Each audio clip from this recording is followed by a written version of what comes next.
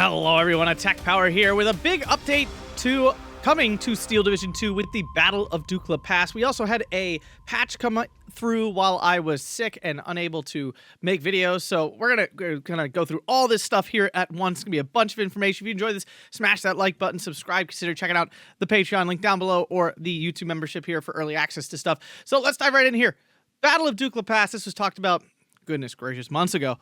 And the strike team and such is still hard at work at getting this one going here. So it's very exciting. We'll be out. I have no idea when. I'm not actually privy to such information. But it's nice to know that it's still going. So let's dive in here. We're going to review some information.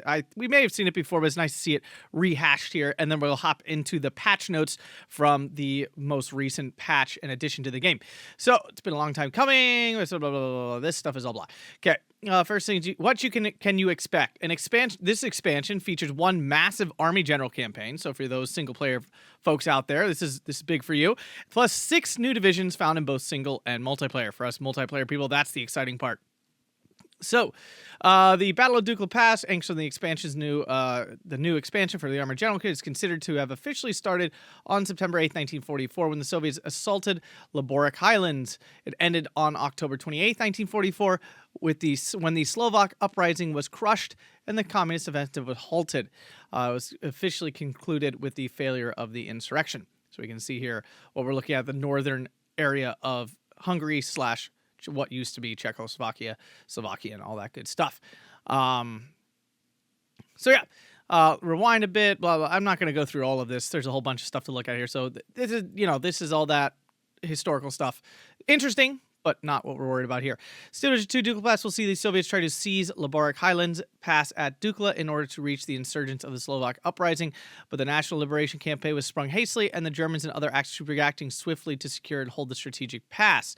As depicted in the Army General Campaign, the battle will be fought in depth along the Krosno-Dukla-Presnov Kosis corridor. Combat flares around Krosno with the Soviet 1st Ukrainian front striking at the boundary between the German 11th SS Gebirgskorps and the what is this 24th Panzer Corps. It is here that the Allied troops aim to brush aside the defensive line.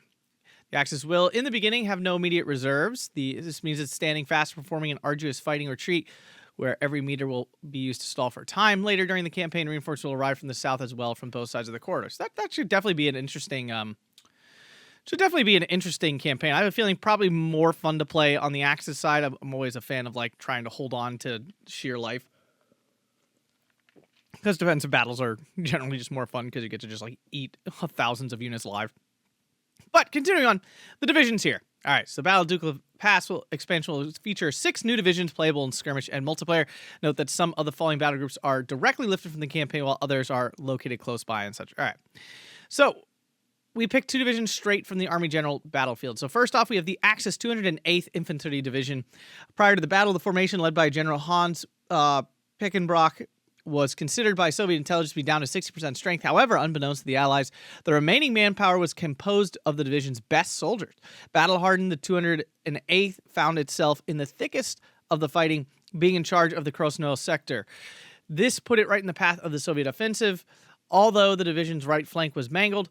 With the Red Army achieving a narrow breakthrough, the German survivors regrouped at Krosno. The 208th would not yield.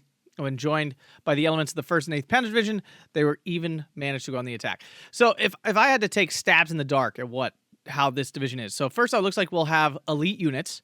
So a lot of like extra veterancy. It'll probably be a hodgepodge of stuff. They don't mention Brandenburgers or anything, so unlikely, but very possible. Maybe some up-vetted Panzergrens or something like that. That would be my stab in the dark there. Probably up-vetted infantry. Maybe something like that where the division comes with all your infantry getting free veterancy or something like that. And again, these are very much blind guesses. I have absolutely no idea before anyone thinks I'm trying to secretly put information out there. I'm really not. This is all guesstimation.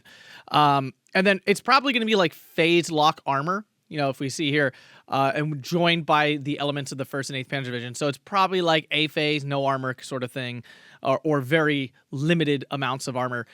And then B and C phase, you get access to whatever, Panzer IVs, Panthers, the usual mix of stuff at this point in the war. That would be my stab in the dark. for this division. So probably strong on paper and probably less good in person than the paper makes it look, right? The phase locking will probably kill the division in some way that makes it utterly painful to play. That would be my stab. That's my stab in the dark. The Allied First, oh, good Lord. Czechoslovak Army Corps.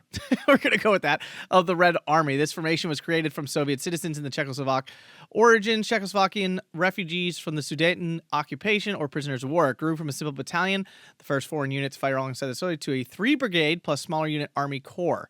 Although considered small for an Army Corps even by Soviet standards, the first Czechoslovak Army Corps had an unusual organization featuring its own tank regiment, penal company, plus 1 out of the 3 brigades being completely formed of paratroopers. Thrown in the meat grinder at Dukla Pass, the Corps had they had the painful honor of fighting its way into the homeland. The paratroopers were pulled out from the battle early to be airlifted to help the Slovak uprising. Okay, so stabs at this one. Definitely some like reverse phase locking here where your paratroopers are locked to A phase, and they're probably your best troops. So you probably can only bring them in A phase. They're probably high vet. They're probably a cool, like, super strong paratrooper unit. That would be my first guess. You get your own armor core. I mean, it's probably up T-34s of some mix of 85 variants and, 1944 variants and T-34-76s. It's probably just a mix of that. Had its own armor core. And then you'll have a whole bunch of, not Strafniki, maybe Strafniki? Yeah, whatever the penal units are. I'm thinking Bavarians on the Axis side, but that's not what I'm looking for. Yeah, I guess Strafniki? Are those the penal units? I can't remember. So, yeah, so a whole bunch of penal units, probably mixed throughout that you can use at any time. Featuring tank regiment. Yep. So, yeah, that would be this one's probably... My guess is this is going to be one of the more unique divisions, would be my guess, since, we don't have a ton of Czechoslovakian news. Although I guess we do have the one, whatever it is, division. This one's going to be interesting. I'm interested to see how this division plays out. It might be really good, again, because T-34 and stuff are in a really good spot right now. Fighting nearby Dukla Pass, the next division will not appear in the Army General, though they were fighting just outside the scope. Okay, so Axis Hungarian 13th Infantry Division. I'm not even going to try that. This formation was positioned on the east side of the Axis defensive line, and next to the German 101st Jaeger Division. Okay, that's definitely interesting. The Hungarians had to cover for the redeployment of the Jaegers when they were sent to the Battle of Dukla Pass. 13th Infantry Division received reinforcements from the Hungarian 1st and 2nd Mountain Brigade, plus some welcome armor support in both the form of the Stug Abteilung 1101 and the Hungarian 1st Assault Gun Battalion. Okay. This could be really interesting. So this implies that there will be some amount of Jaegers in this, I guess, which would be cool. We don't have a ton of Jaegers in game. There's obviously the 28th Jaeger, but outside of that, you got the Sea Jaegers and then like Reich Jaeger units like sprinkled throughout some divisions, but that's about it. So that could be cool. So I hope the 101st gets like jimmied in there somehow. And then probably just your usual super efficient Hungarian infantry and stuff. This Hungarian 1st Assault Gun Battalion should be interesting. I'm not sure if that's just like regular Stugs, essentially, like nothing super special there. Obviously, the German Stug Abteilung is probably just Stugs. So what that 1st Assault Gun Battalion brings, though, will be interesting. So yeah, 2 infantry divisions here so far for the Axis. On the other side here, the Soviet 242nd Gornostrelki Division. Oh, cool. Another mountain division. Nice. It comes with, no surprise that this formation specifically deployed to the Carpathian mountain ranges, while the 126th Gornostrelki included 1 mountain brigade. This one is one of the few divisions who entirely specialize in mountain warfare. Although lightly equipped, this battle group will receive an attachment, a rather unusual unit, which we will reveal in due course. Okay. So, this is cool. It's another Gornostrelki division. The question is, will it just reuse the units from 126th? Or will it be, like, totally new? This doesn't imply, so it's, like, entirely specialized in mountain warfare. That doesn't imply that it's inherently different units. So it probably has no, like, there's no Strelki, there's no Gornostrelki. There's Gornostrelki. There's no Strelki, there's like, potentially, like, no standard Soviet units. like Avtos and stuff, because this says it's specialized completely in mountain warfare. So it'd be really interesting if it like just did not have those any standard Soviet units at all, and they were all some sort of like unique mountain unit to these guys. That would definitely be cool. I hope we see some like different units than just like the same Gornostrelka units from 126th. It does look like though it's not going to get much armor and stuff, which probably will make it like only good on CQC maps. That would be my guess. That this is a very specialized division that only does well in like 2 or 3 spots, and probably will not be like a generally really strong division. That'd be my stab. Finally, then the last two are featured in the Armor General campaign. Located further afield, not fighting directly in the Highlands, but beyond. They're both deeply involved in the greater scheme of things, and the very reason for the first Ukrainian front surge forward. Okay, so we have the Axis 18th SS Panzergrenadier Horse vessel. Okay, that's an exciting title. It's very, very long. It's just reminding me of 12th SS. I can't remember the rest of the title. The division, not 12th SS. No, not 12th. Is it 12th? Whatever the other division that says Panzer Grenadier, etc., used to be really good. Now it's like a mid division. This division's main mission was not to stop or delay the Soviet offensive, but to crush its very objective, cracking down the Soviet on the Slovak uprising. The 18th SS, although a German division, was made up almost entirely of Hungarian Volksdeutschen. Over the course of the campaign, it amalgamated several smaller units of various origins, turning into a genuine Tower of Babel. From the Slovak collaborationists, French SS to German security troops, siege, single tanks, and Ukrainian SS. Okay, so this thing's going to be a mess. So this is going to be like Unternehmen Russelsprung, I think. It really, or like kind of like an Axis version of DBSAS or the Polish Home Army. That's kind of what this is sounding like single tanks, like maybe like something more like a Korok sort of thing. That's what this is striking me as, like a Korok-esque, because it's going to be a lot of disheartened troops. But hopefully it's closer to something like Unternehmen, because Unternehmen is a good division on the maps that it's designed for. It is a strong division these days. So it would be nice if it was more along those lines. But it's definitely interesting that all 3 of these Axis divisions are infantry divisions at their core. They're really not armored divisions. Now, I'm sure at least one of these will seem armorish. Probably this 208th. This one probably will almost lean a little more armory, would be my guess. But again, these are all complete guesses. And then the Slovak National Uprising, SNP. Yeah, this was a nemesis choice. Yeah, once proposed as a nemesis choice, this formation makes it at last its Steel Division 2 debut. Represented as a phase-locked battle group with a rebellious regular Slovak army available in A phase, partisans in B, and Czechoslovakian Red paratroopers attached from the 1st Czechoslovak Corps in C. They'll also be sprinkled with OSS and Jedburgh Special Forces plus Western Allied and Soviet Air Forces. So, I mean, probably no armor whatsoever. How far back can we go here? Let's see. Yeah, Slovak Uprising, historical context. Okay. Wait, how did Panzer Division attach grenade but not SNMP? Okay, whatever. Built around cadre of Soviet infantry is small. SMGs, additionally, large array of multinational partisans. This includes, okay, so there's going to be a lot of like weird infantry squads. Soviet American supplies found their way. In the latter case, OSS teams, SMGs, and bazookas. All right, that's definitely good. Outdated tanks, yeah, so LT-40, Tankette, T-35, T-30. So basically useless armor. Units such as Marder 3, as well as a few Panzer 2s and 3s can be found. So basically no armor. It kind of depends on how many of these Marder 3s there are. That could help balance that out a little bit for you. The Air Force... Okay, so yeah, a whole bunch of American, although P-51s aren't like crazy exciting. Okay, very interesting. Very interesting. I doubt this will be very strong. I have doubts that this will be a very strong division. If I had to put my money on things, I would say this first check. These 2 divisions here feel like they'd probably be the strong, with the Hungarian division definitely being a possible really strong division as well.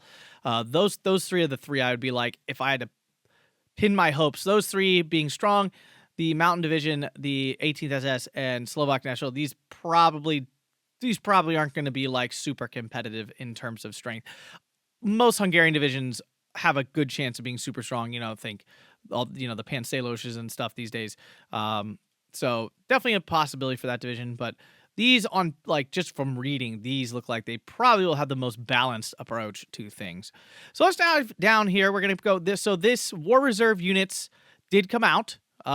You'll notice all kinds of different grillos and stuff. There's a self-propelled anti-aircraft gun in 26th Panzer Division, which is actually really good. This division was pretty awful AA-wise. Another AA cannon in 4th Alpina. Totally 3 in 1st Panzerlich, which is cool, not necessary, but neat. And a recon Bible, that's whatever. And that's whatever, it's just a transport. The Americans got the Apache fighter bomber in Task Force 45, the Mustang Recon, Typhoon in Guards armor, the Emtra Razvedka, which is just a Sherman Recon, and the Polish light truck. So nothing like game-changing. I would say 26th Panzer Division probably got the most significant update here. That's probably the biggest advantage there. But diving down here into the actual patch notes, this is the more interesting part here. So, all right. New features, 29th replace Valentine 3 with MCHA, okay. 184th replace M5L with M3L, which I still think is the double cannon tank. Tyrion replaced the same thing. Viborg added 1 card of LA5. Okay, so this is a good bomber. This is a good fighter bomber. So Viborg, nice little bonus there. 7th SD added armed M3O and half. Okay, so I mean that's a nice advantage in light armor there. First something Luftwaffe, I think. No, that's something else. It's just a transport option, whatever. Task Force 45, the Apache bomber, CIL, the P-51, 15 Scott the Mustang. Okay, so these are all the things from the War Reserve thing. Rapana got a new heavy bomber. All finished divisions got this new transport, which is faster. I mean, this is a nice... Oh, wait, that's heavy supply truck. I thought I got a new transport. Huh. Oh, it must be this prime mover thing. And 122nd added a new recon aircraft. So nothing here that's like, whoa. Big Grilla rework. I'm not going to go through all these. It's just like all different variants of functioning very similarly, slightly different armor, I think, to all these different divisions here. Data fixes. These are always nice to know. They're not going to change the game fundamentally, but fix cargo space, LaSalle, Panzer LaSalle's cargo space, whatever. Panhardt's price to 10. Okay, cool. Recruity's price back to 15 as it was supposed to. Okay, that's good because that was a little ridiculous. That was really ridiculous. So I'm glad that was fixed. IL-2 at clusters, new base availability. Okay, cool. SU-76 is now part of the other ones. SU-57, okay. Assault fire, assault squad. Okay, whatever. Missing flaming unit, missing radio unit thing. Katadramas displays the right number of units. The Erkundungs display number of display. Okay, so those are all fixed. LO Schützen number. Okay, cool. Ammo loadout on par with other bolt ratchet. Okay, that's good. That's nice. Portuguese loadout. Okay, Kazaki's. Okay, that's good. Yeah, these should not be exceptional. That's ridiculous. Legionnaires veteran C ratio on par. Okay, cool. Kazaki Kamrata. All right. Place increased availability. Essentially, yeah, that's kind of redundant.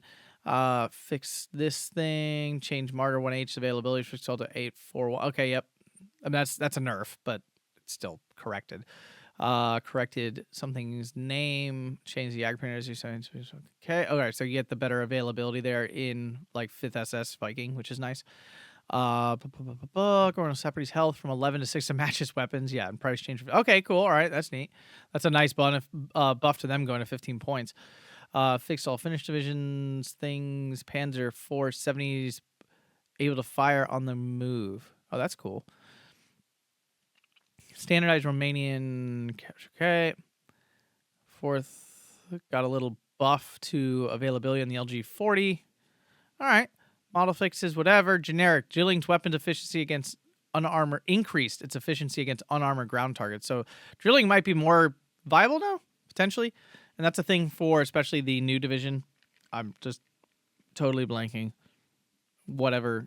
Walther. Group Walther. All right, now into the actual major changes here. Not major, but the changes. Added Studebaker to transport for 85 mil gun AA guns for also 8. That's really nice, actually. They will come in a lot faster. Renamed Gordenstoke DP to Gordenstoke Pumelchiki. Cool. Decrease Montagnard's price from 35 to 30. I'm not a fan of this at all. This is Group Dodie getting a buff. I think the last thing in the universe that any Western Allied division needs is a buff, but that's me. I'm biased. I hate all those divisions. I'm tired of them being giga mega meta. So I voted against this personally. Was not happy about this. Decreased something's price from 25 to 20. I think that's a Polish unit, I believe, like a leader. Increased Partizani PTRD's base availability from 8 to 12. That's a really nice buff. That's third mech, I believe. Getting that nice buff there. Or maybe that's all. Third mech is definitely one of them, but there's at least one or two others. Not a unit used super often anymore. I think that's like the 5.2-man PTRD team. Increased Hellcat AT rockets base ability from 246 to... Wait, what? Oh, no. Decreased. Okay, so yeah, it decreased the Hellcat AT. So that's a nerf, actually. So nerf to the Hellcat here, going down to 124.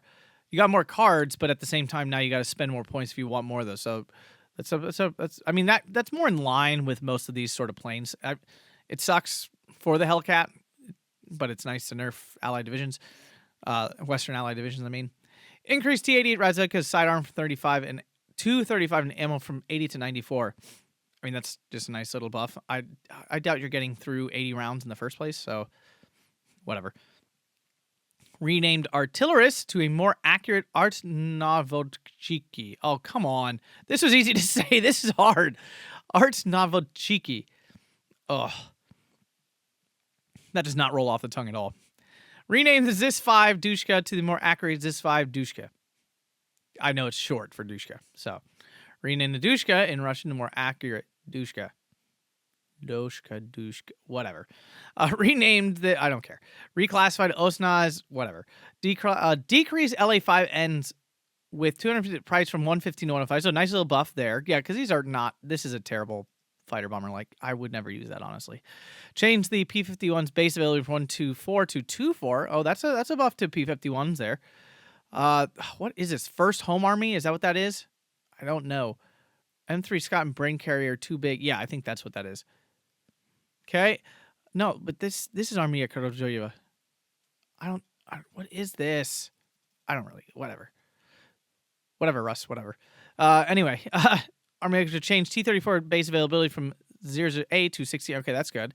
T-70 base availability from 12 in C phase to 12 in B phase. That's a nice buff. Change BA-10's availability from 510 to just straight 10 in B phase. That's another buff. Carrier Dushka's base availability from 6.9 to 9. Another buff.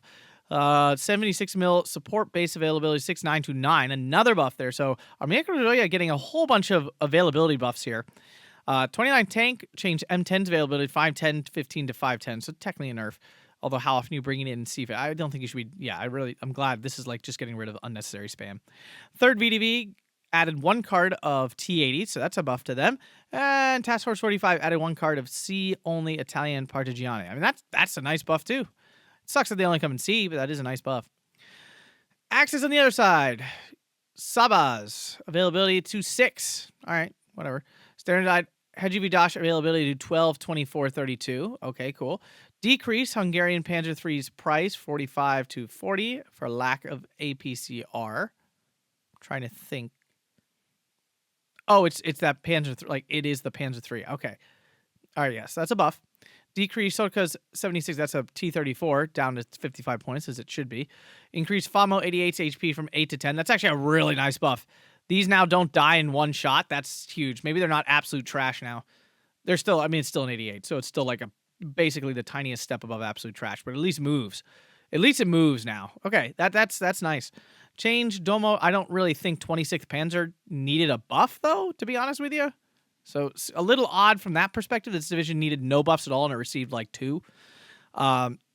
Change this availability from 8, 18, 27, 12, 20. So that's a nice buff. Oh, God, what is this in? I cannot remember.